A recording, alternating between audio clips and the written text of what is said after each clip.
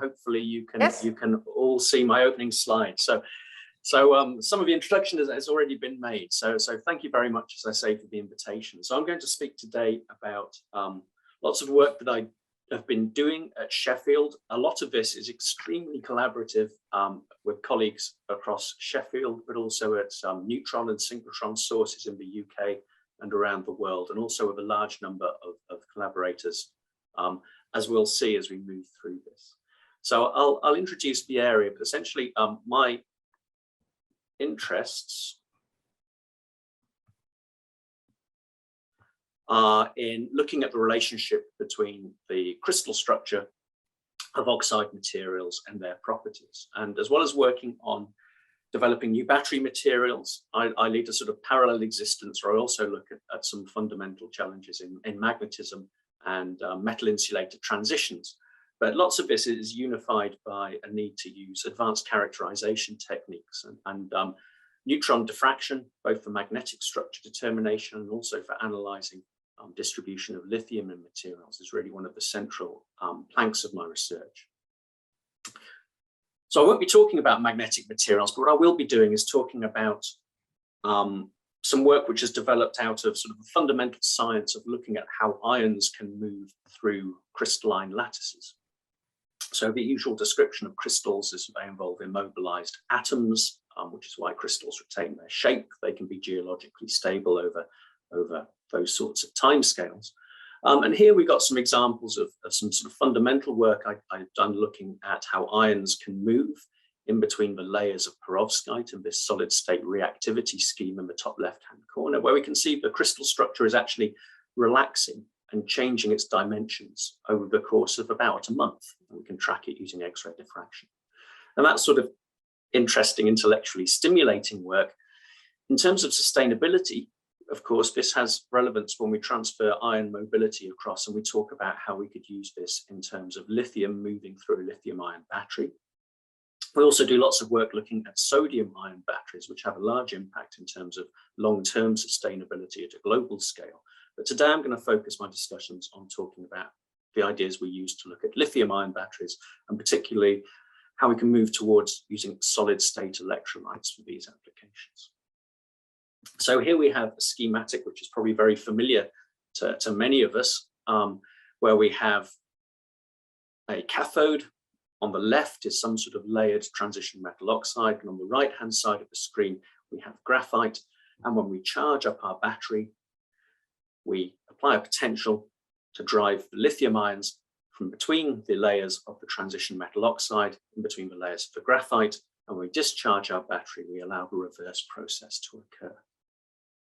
I always think it's interesting to think that, you know, the Nobel laureates who were celebrated a couple of years ago would recognize exactly how our modern batteries are working, even though graphite and lithium cobalt oxide were developed around 30 years ago or longer. The fundamental principles of how things like NMC, this nickel manganese cobalt oxide, or how graphite work would be entirely familiar to. So although batteries have developed a great deal, the fundamental principles that we'd teach our undergraduate students about this would look incredibly familiar to people who are graduating of my vintage about 25 years ago. We're interested in proving this for a number of reasons. One of them particularly relates to safety. Every few years, there's some high-profile failure involving batteries. It's worth remembering when we talk about the dangers of batteries in electric vehicles, but of course, hydrocarbons in internal combustion engines leads to car fires quite frequently as well, and these things are engineered away. But nevertheless, the organic polymers which we use in our current batteries have some safety issues around them. They're typically implicated in most of the battery failures which are seen, whether that's at a cell phone level or a laptop or in something like a fully electric vehicle. So there's a big drive in terms of safety. This is a slide showing some information put together domestically in the United Kingdom, where we're talking here about the drivers towards an electric vehicle market, and particularly the number of vehicles which are being sold which are fully electric, and how this is projected to change within the next 20 years. And we can see that the production of internal combustion engines is predicted to fall away to a very, very small amount compared to what it currently is, something between 10 and about 20% according to this graph. And so there's a large research effort and a large governmental driver towards supporting this transition towards battery-based vehicles. And so that's funding and supporting and driving a great deal of battery-related research at the moment in the United Kingdom. And that's gathered together under what's called the Faraday Battery Challenge. So there's a Faraday institution which funds and supports research at a fundamental level. And some of the work I'm talking about today is related to that. But this initiative pushes all the way through up to the level of producing battery packs at scale in order to support industrial investment in this area. And you can see there are various targets which have been set. And in terms of sustainability, some of these are absolutely vital.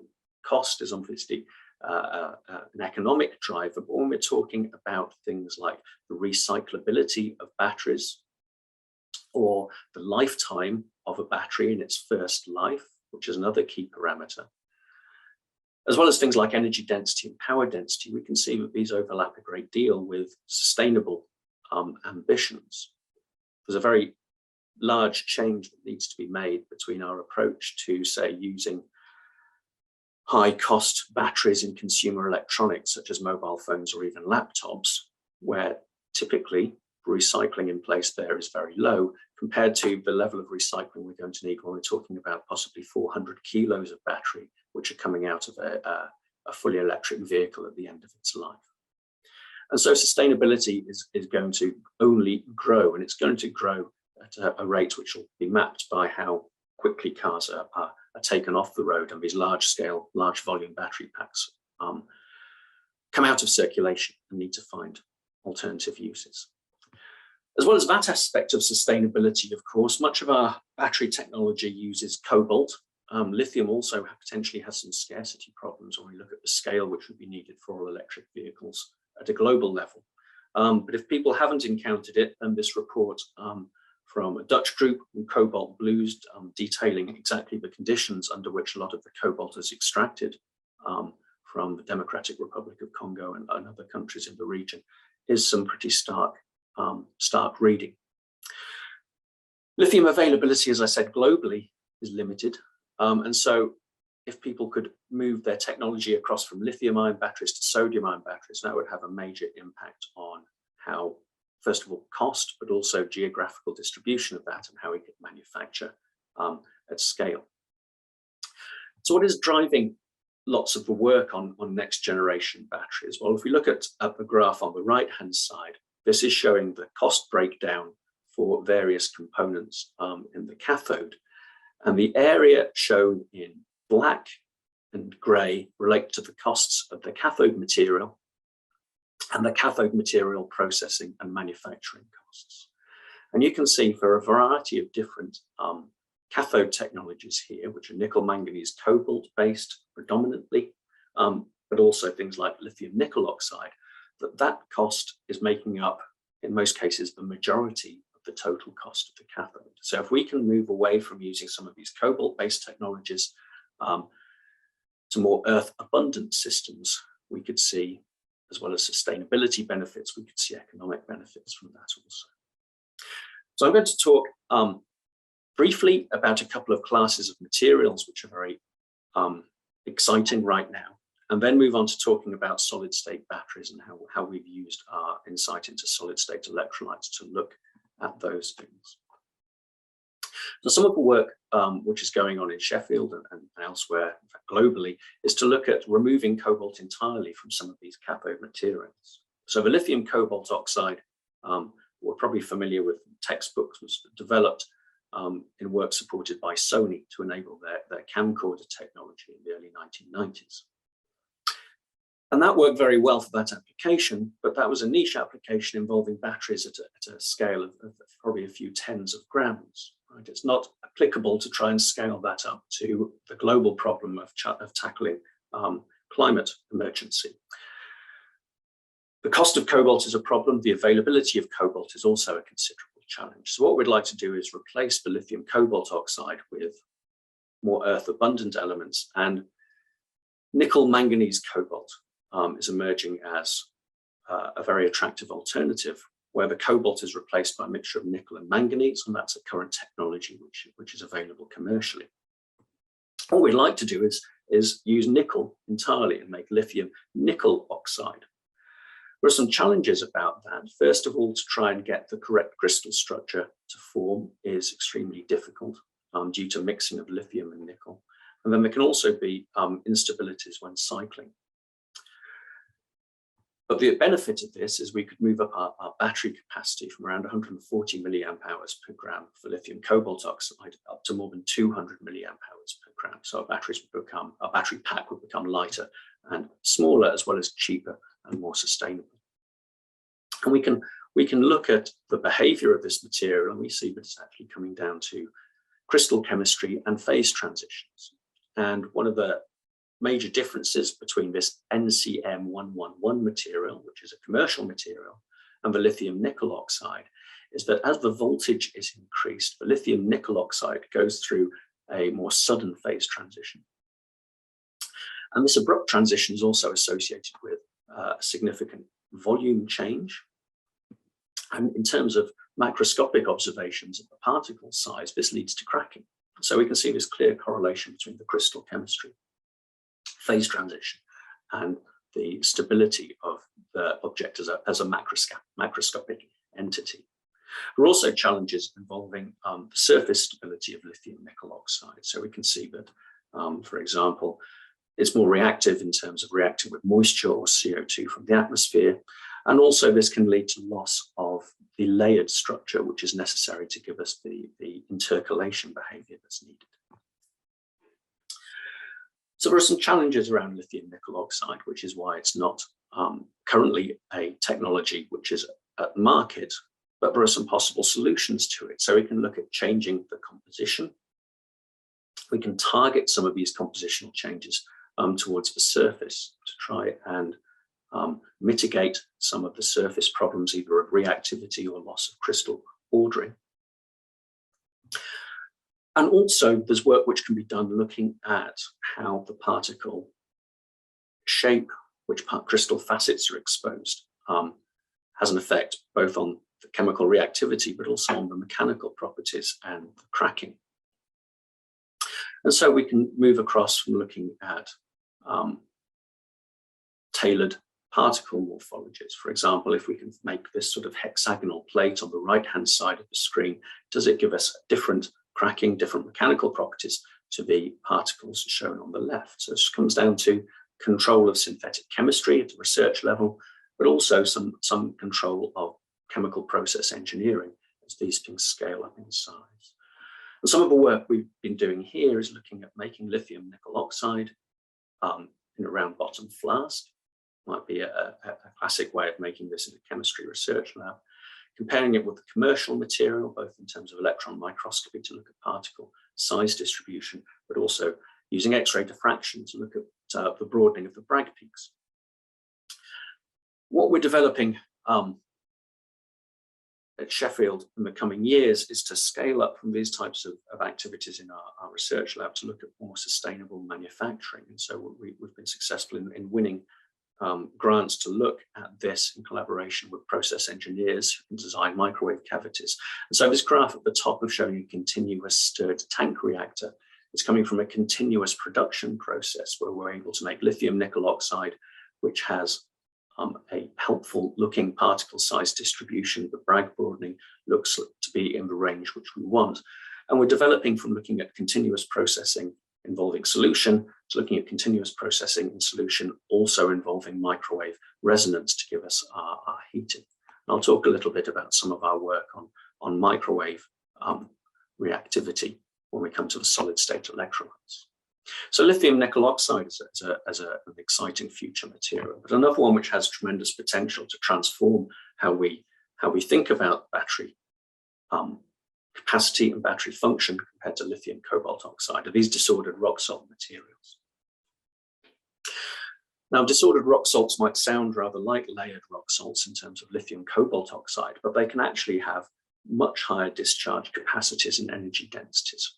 And the reason for this is that these disordered rock salts, which are made to be lithium rich and also cobalt free, because we're trying to get away from that, they show redox activity coming not just from the transition metal, that is to say the manganese, but also can show redox activity from the oxygen atoms in the structure. So instead of remaining as O2 minus, the oxygen can undergo some electron loss and therefore deliver up additional capacity into our cell. And that's why we've got the potential for a step change in performance here compared to the classical lithium cobalt oxide or NMC based layered rock salt structures. So there's a great deal of excitement about this. And the big challenge, of course, is to stabilize this oxide redox and stop it going all the way through to form molecular oxygen, which we would lose from the structure. There are also some experimental challenges for the people who make these things. So I have people in my group, we have people in Sheffield, as there are in many labs around the world, looking at how to make these things. And the challenge here is that these materials can't be made effectively using conventional high temperature techniques, but have to be made using ball milling. And so this is a high energy process where the reagents are pulverized without actual heating, but nevertheless, there's a great deal of heat which is generated by the kinetic energy of the process. And this leads to highly disordered materials, as the name suggests. We can see from the Bragg diffraction patterns, we have very broad peaks. And so there's also challenges about characterizing exactly what these materials are, because diffraction is one of our key techniques to do these things. But what I'm mainly going to be talking about today is solid state electrolytes, which is this final strand of battery work. And this comes out of a long program of work looking at ion mobility. And it's really motivated by the concerns about safety, which we've already seen involving the use of flammable liquid electrolytes in batteries, but also, and most especially, the problem shown on this slide, which is that we have to use, at the moment, materials or batteries are based on using graphite as an anode. And the reason we use graphite rather than elemental lithium is that if we use lithium metal, then as the battery cycles, lithium dendrites grow into the region between our lithium metal anode and our oxide-based cathode. And they grow through the liquid electrolyte. And when they bridge the space between the two, we've now set up an electrical path between our anode and our cathode, and that allows the battery to discharge instantaneously. And of course, if we have a large amount of energy stored in our battery pack, that can give us a runaway failure and a catastrophic problem. So because of that, and because of this problem of metallic lithium growing through the liquid electrolyte, that prevents the use of lithium as a metallic anode. Now, the key point here is that graphite is an excellent anode material, but remember, it's only incorporating one lithium at best for every 8 carbon atoms. So we have to carry a lot of carbon around to be able to store one lithium ion. If we could use metallic lithium instead of a graphite anode, we'd greatly reduce the volume of our battery pack. It's about 20 to 30% is estimated, depending on the battery architecture. And that would mean the volume of the batteries would either go down, or else you could put in a significantly larger capacity of batteries into the same space. And for electric vehicle applications, that's really one of the key drivers that car manufacturers are looking for, because that would either extend the range of the car or else reduce the mass of the battery which is needed in the car. And that has knock-on benefits in terms of efficiency, wear, reduced engineering of the braking system because you reduce the mass of the car by 100 kilos, and so on and so on.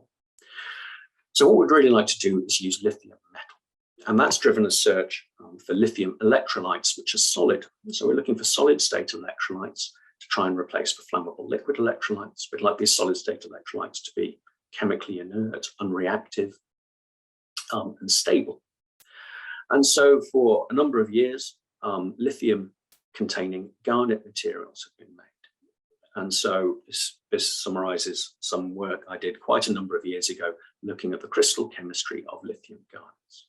And the graph in the middle of the screen is simply showing that we can increase the amount of lithium in the garnet structure from 3 lithium ions, which corresponds to the traditional garnet formula that you'd find if you examined a geological garnet, which you're mining for making some jewelry. But you can increase the lithium content from 3 all the way up to 7. And as you do that, the lithium starts to occupy different sites in the structure. These highly disordered sites, shown on the left-hand side of the screen, are empty in conventional garnets, but become progressively occupied as we increase the lithium content. And as we do that, we change the lithium conductivity. It increases by a couple of orders of magnitude when the lithium content changes by only about 1%. And the activation barrier for lithium ion transport drops by a factor of 2 as soon as you start populating these disordered lithium sites in this way.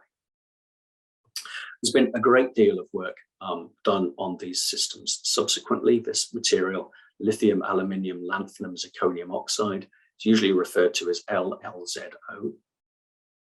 The aluminium is vital to give us the high performance properties.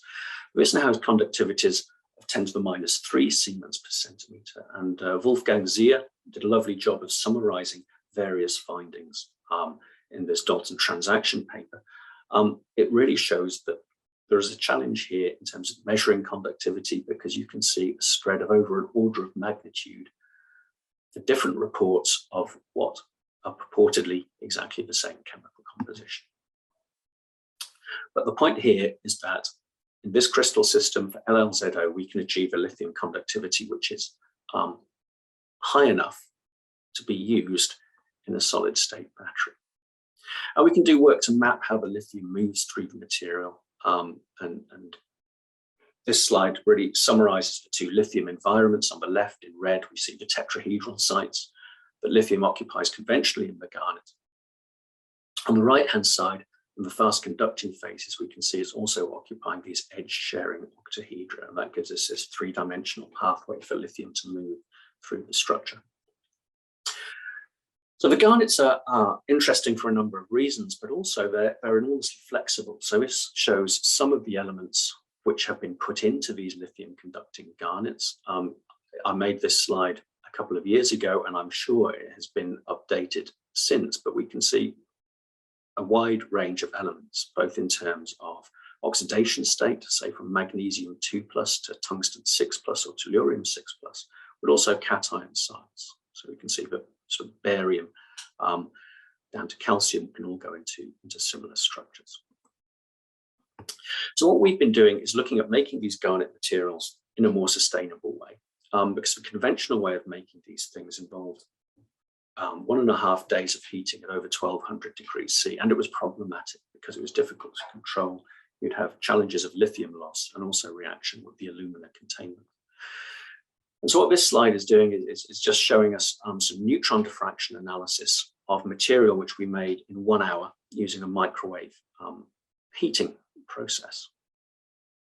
And what this showed very nicely is we're able to form some lithium lanthanum zirconium oxide, high quality and high purity, in only 1 hour at 1000 degrees instead of a day and a half at these white hot temperatures. And so that reduces the temperature, and it reduces some of the problems with lithium loss as well. And I think it's just important to stress here, we're using neutron diffraction because we need to find out exactly where the lithium is. That's very difficult to do via any other technique. And so neutron diffraction is absolutely vital in this area. We also use a lot of chemical analysis. I think historically there have been some challenges and problems about overlooked elements entering crystal structures. If we think of beta alumina, for example, the fact that it's not a polymorph of alumina, but is actually a sodium ion conductor which contains sodium is a good illustration of why it's so important to get the chemical characterization accurately done. We look at how the lithium moves in these materials, and we do this using a variety of ways. We use impedance analysis, which I'll come on to quite shortly, but we also use muon spin relaxation. And Alan Drew has given a very nice talk on this, and is expert in this technique. So I'm not going to spend too much time talking on it, but simply say that what we're doing here is we're implanting a muon into our sample. The muon is sensitive to the local magnetic field, and so when the lithium ions, which have a nuclear magnetic moment, move, they cause the magnetic field to fluctuate, and our muons are sensitive to that. And so we can look at how the muons decay after a couple of microseconds, and that can tell us about the magnetic field they experienced for the 2 microseconds half-life they were implanted into our sample. And when our lithium ion mobility is on a similar time scale to that measurement, then we can see how quickly the lithium ions are moving through our material. We get this thermally activated region, which we can analyze. So we know about how the lithium ion pathway has been looked at using neutron diffraction. Here's a reference here to a molecular dynamics simulation, which showed that lithium was again moving between these tetrahedral and octahedral sites in this 3-dimensional net. And so if we know the hopping distance from that, and we know the frequency from our muon experiment, we can calculate how quickly the lithium is diffusing through the material at room temperature. We can get an Arrhenius dependence and therefore extract an activation energy. And the activation energy from muons, a little under 2 electron volts, can be compared with that from impedance spectroscopy, where it's significantly higher. And this is really illustrating the fact that when we look at impedance spectroscopy and the data we're analyzing here, we're looking at the total ionic conductivity. That is to say, we're including both the lithium ion movement within the grains, but also going through the grain boundaries. And so the effect of microstructure is felt in our impedance data. For muons, they implant into the material across the whole volume of material, but they're sensitive to a few nanometers in each direction around them. So they're a local probe which samples the whole volume of the material, whereas the impedance analysis is skewed towards proportions of the material which show the highest impedance in the case of the type of microstructure we have here. We've been looking at other ways of making these solid-state electrolytes, and this slide really is just giving us a cartoon representation. In the top left-hand side, we have our traditional solid-state synthesis, where it was discovered that fortuitously, aluminium from the alumina crucible entered the crystal structure, stabilized a highly conducting polymorph. And that occurred because the reaction was done at such high temperatures, at 1230 degrees C. And what we've done was a very talented postdoc called Hani El-Shinawi, who's now secured an academic position in Egypt. He developed some sol gel techniques where he made, first of all, amorphous alumina nanosheets. So these are very, very thin, disordered alumina, and therefore are much more reactive than the bulk alumina, which our crucibles are made of. And consequently, when he combines that with some sol gel particles of lithium, lanthanum, zirconium oxide precursors, he was able to get a reaction at 3 hours at 1100 degrees C. And so this difference in temperature of 130 degrees C in the time might not seem a particularly large one, but once you get up to 1100 degrees C, it becomes progressively much more difficult to, first of all, manage containment, but also to be confident that you're retaining the lithium reagents you put into your material. We also need to characterize these materials very carefully. In this particular instance, we discovered we're getting a surface coating of lithium aluminium oxide. We could just about detect it in the X-ray diffraction, but these colorized images show it very nicely. And actually, we're able to process that away, which is a grand way of saying if you take some sandpaper and polish the surface of the material, you see a dramatic change in the impedance. It becomes an apparently much more conducting material because you've taken away this lithium aluminium oxide blocking layer. And so after polishing, we can achieve the same high conductivity that we want from the LLZO. We've also looked at how these materials react with lithium and develop techniques to try and understand some of the challenges here. So here's some tungsten doped LLZO, which shows an excellent conductivity at room temperature, 0.3 times 10 to the minus 3 Siemens per centimeter, and is densified by spark plasma sintering. And that's a technique which we use to process our materials sometimes, and we can get to some instances up to around 98% dense pellets. In this instance, what we did is we made this material with some tungsten in it, and then sandwiched this white garnet material between two pieces of lithium, which is shown in figure A.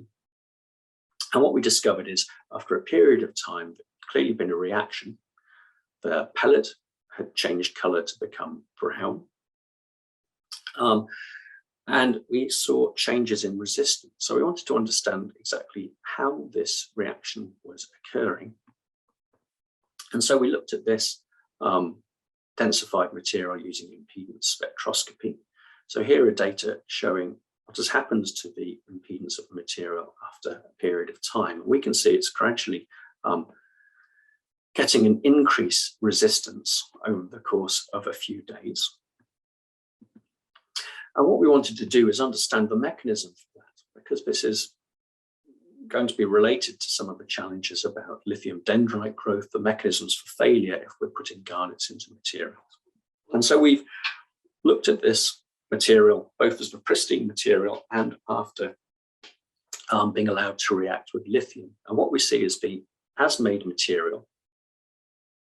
We see that the muons detect a single site, which is to say all muons implanted into the material are experiencing the same lithium flux of conducting lithium ions. But once this material has undergone reaction with lithium, we still see some of that lithium conducting behavior, but we also see another phase has formed. We have two possible stopping sites in the material. So that suggests that instead of getting a homogeneous reaction running all the way through the material, instead what we're seeing is an interphase is building up, presumably at the grain boundaries. We haven't been able to do a spatial map of that. But we're still retaining some of the highly conducting phase at the same time as a different phase is growing. So this type of muon measurement allows us to get into some picture of how this reaction with lithium is progressing, how the reaction front maybe is moving through our electrolyte material. And this X-ray diffraction pattern is just characterizing our pellet after the reaction, showing an awful lot of formation of a lithium-rich tungstate phase, as we might expect from reaction with lithium metal. We've also done work looking at Nasicon type phases. So these are developed commercial solid electrolytes, and here are two examples based on titanium or germanium. We can see that some of these things are very stable, both against flame and against water, but there's a problem, particularly with titanium-based materials, where they're unstable against lithium metal. And the pellet there is just showing reaction after being placed in contact with elemental lithium. These materials have a very interesting and complex crystal chemistry. The structures of these were examined in great detail at HRPD by Michele Catti, the Italian crystallographer. And so there's a great deal known about the different lithium sites in these materials. And the lithium ions shown in yellow here can occupy sort of heavily distorted tetrahedral sites, but also prismatic sites where the lithium has moved into the face of the prism to give it a square coordination. So there's a great deal of complexity there, and there's also a great deal of complexity in terms of phase changes. Because, for example, in this lithium zirconium phosphate, at high temperature it forms a highly conducting phase, but on cooling that transforms into a low temperature polymorph, which has a much lower lithium ion conductivity. So what we want to do is stabilize the high conducting, high temperature phase down to room temperature, where we could consider using it in an application rather than trying to have to operate a battery at several hundred degrees centigrade. And again, we've used, beg your pardon, we've used different synthetic techniques. And here's results of a sol gel preparation, where by controlling particle size and reaction kinetics, we've been able to stabilize a dense alpha phase, that's the high temperature phase, down to room temperature after forming it at 1100 degrees C. The figure on the left is showing how it can be cycled repeatedly in a symmetric lithium cell. That is to say, the zirconium is not undergoing any sort of redox or another aspect of it is. And also, we're not building up resistance at the interface, suggesting we're not getting a reaction with lithium.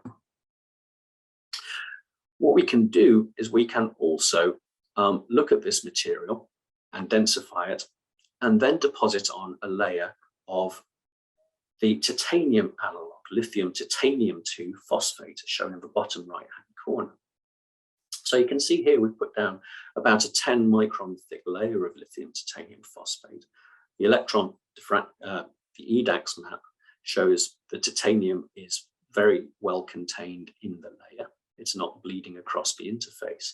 And so we've made a solid-solid interface between the zirconium electrolyte material, which is redox inactive, and the titanium containing Nasicon, where now we can look at doing electrochemistry on the titanium 4+ to titanium 3+ redox couple, as shown here.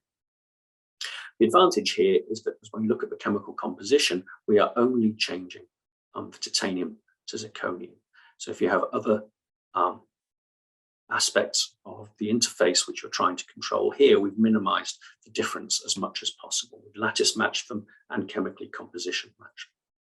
We can also look at this using in situ muon relaxation measurements. And these data were collected using a cell which was built in collaboration, well, a collaboration between Serena Cussen and the ICIS neutron and muon source at Rutherford Appleton Laboratories. And their PhD student, Ines McClelland, worked to develop this cell so that it's possible now to carry out operando experiments on cycling materials whilst the muon beam is probing them to determine their properties. And so here we're looking at how the lithium ion is moving in the separate phases, but also in the solid electrolyte with this electrode deposited on top. And here are some data collected as the battery is cycled. So here the material has been cycled and the field fluctuation rate has been tracked as a function of voltage. And as you can see, as the cell is discharged at around 1.2 volts, we see a change in the muon fluctuation or the field fluctuation rate derived from the muons. And so that's telling us that at that voltage, we're getting some change in the behavior of our material. And we can track that as the battery is actually cycling. So that's a technique and a cell operando measurements, which is still under development. Now, a final example of solid state electrolytes I want to talk about is some work we've done using a similar lattice matching technique across perovskites. And this is 2 perovskite materials, one based on tellurium 6+ and one based on tungsten 6+. And they have a very unusual stoichiometry in that, well, we'll come on to that in just a moment. So they're made by ball milling and then microwave heating at about 1000 degrees C. And they're unusual because the perovskite structure contains 2 cation sites. It contains a very large site. So if we're talking about barium titanate as an example, barium sits in a large 12-coordinate site in the center of a cube, and ideally in a cubic PM3' space group shown in the bottom left. And then you have smaller cations like titanium 4+ occupying the octahedral site. Now the perovskites I'm talking about are extremely unusual because the lithium occupies both the larger site and the smaller site within this nomenclature. And you can see how it achieves that by looking at the crystal structure. It shows an extremely distorted monoclinic structure. The diffraction data on the right-hand side of the screen are just from the combined refinements against both X-ray and time-of-flight neutron diffraction for these 2 compounds. But it's interesting to see that the lithium is first of all occupying these octahedra shown in yellow. The hexavalent metal, the tellurium or the tungsten, is occupying the smaller octahedra shown in gray. But the lithium is also occupying the large sites, but it's not occupying them as a 12-coordinate site in the middle of the cube. Instead, it's displaced, so it's now occupying a tetrahedral site, which is quite close to the faces of the cube at the perovskite. So it's a very unusual structure in that lithium is behaving as both the large and the small cation. And this has interesting consequences because the lithium is somewhat mobile in both of these materials. We looked at this using impedance analysis, but also muon spin relaxation. And they're compared in the Arrhenius plot here.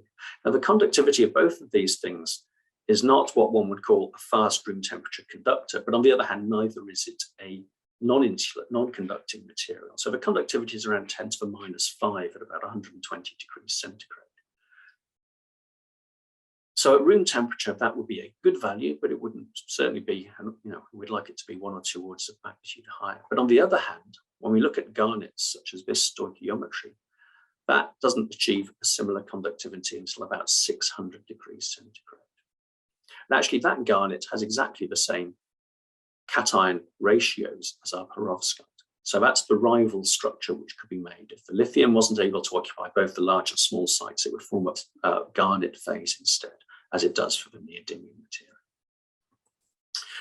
When we look at the behavior, we can see what we might expect from tungsten 6+ being a D0 cation with vacant low-lying d orbitals available, compared to tellurium 6+, which is a D10 cation, which is to say, for tungsten 6+, we can see 2-step redox activity.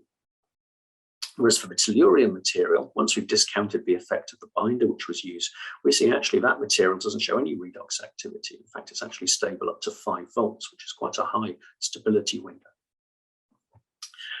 We can test the stability of the tellurium material in a symmetric cell, and we can check that the conductivity for the tellurium is coming from lithium ions by making the material with either platinum blocking electrodes or lithium electrodes, and that changes the impedance profile, so we no longer see the Warburg impedance arising from ion blocking.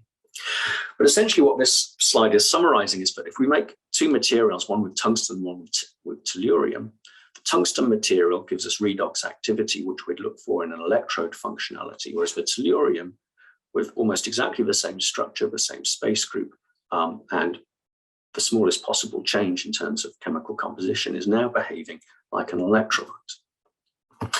And so what we wanted to do was examine these things. So on the left-hand side, we looked at how the diffraction profile changes as a function of cycling the tungsten material. We can see it was a very small volume change, which is to say the Bragg peaks move by a fraction of a degree, and we can evaluate that to a surprisingly small number. We can also see there's a slight loss of crystallinity, but it's a small loss and it doesn't worsen with repeated cycling. So that's showing us we're getting some change in the perovskite as we cycle this material. And we can look at evaluating this using dimensional functional theory to simulate how lithium would insert into the material. And what we find is that lithium can insert up to 1 additional lithium per formula unit. And what it tends to do is cluster, in the way it's shown in the top right-hand corner. The lithium tends to cluster into channels within the perovskite. So crystallographically, it's disordered and randomly distributed, with the lanthanum and the lithium showing a statistical distribution within each of these. But the DFT suggests actually the lithium achieves a lower energy state if it aligns into 1-dimensional channels. When we insert additional lithium, we can see that the structure can accommodate that without having to go to too short a lithium-lithium distance, up to about a value of lithium 2.5, lanthanum 1.5. And we can check on that using squid magnetometry. And so we can see that we go from a largely diamagnetic material to a paramagnetic material in this way.